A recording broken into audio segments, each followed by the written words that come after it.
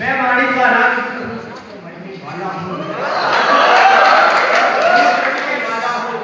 ये कलम वचन देती है अंधियारों से लड़ने की, राज से तनकर आगे बढ़ने की, युग की सुषुप्त शिलाओं में क्षणिक ज्वाला उठती है और समाज मर जाता है जिसकी कलम लड़ती है, जिसकी कलम लड़ती है।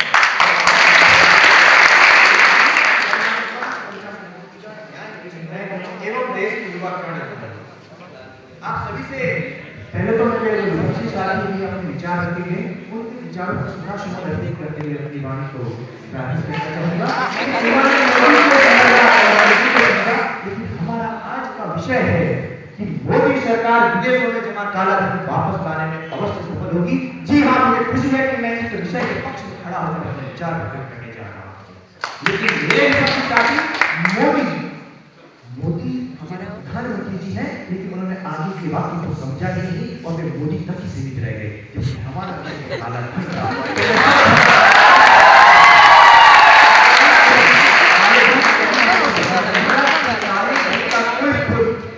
ऐसी परिभाषा सटीक या ऐसी कोई विधि नहीं है जिससे यह पता चल सके इतना काला धन विदेश में है या इतना हमारा धन विदेश में पड़ा है, भारत से बाहर कैसे लाया जाए, कोई तरह की विधि नहीं है।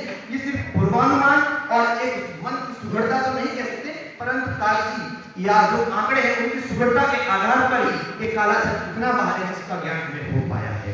हमारे तत्कालीन वित्त मंत्री मई 2012 की बात करूंगा, माननीय प्रणब मुखर्जी जी ने जब estimation of black money generated in India नाम का एक श्वेत पत्र संसद में पेश किया था। 108 पन्नों का वह पत्र था।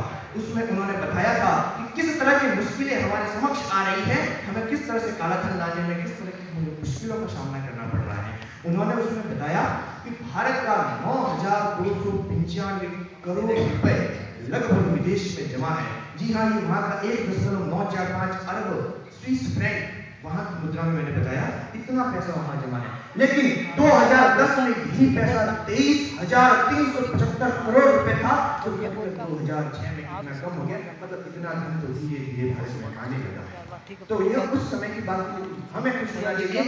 आज 2.5 साल बाद में नरेंद्र मोदी की सरकार इस विषय पर चर्चा करती है, जनता से खुलकर वार्ता करती है और इस विषय के बारे में सोचती है। यह सबसे महत्वपूर्ण बिंदु है। जब हम किसी काम को सोच लेते हैं तो हम जरूर उसके अंजाम तक भी पहुंच जाते हैं। धीरे सोचा है, धैर्य की जरूरत है, हम इस मंजिल तक जरूर पहुंच पाएंगे। लेकिन मेरे विपक्षी साथी मोदी मोदी मोदी को गा रहे हैं और पता नहीं क्या कर रहे हैं, तो उनकी विकृत मानसिकता पर मुझे 2 पंक्तियां याद आती हैं।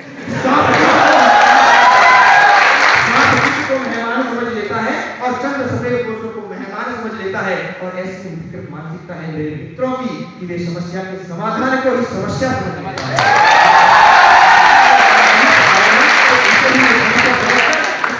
विपक्ष में खड़े होकर ये बात करने जा रहे हैं। हमें गर्व होना चाहिए इस मातृभूमि के उस लाल पर जिसने इस बात को सोचा और विदेशों में जाकर इस बारे में गहन चिंतन कर एक कमेटी भी बनाई गई है जिसके माध्यम से जरूर आ सकता है।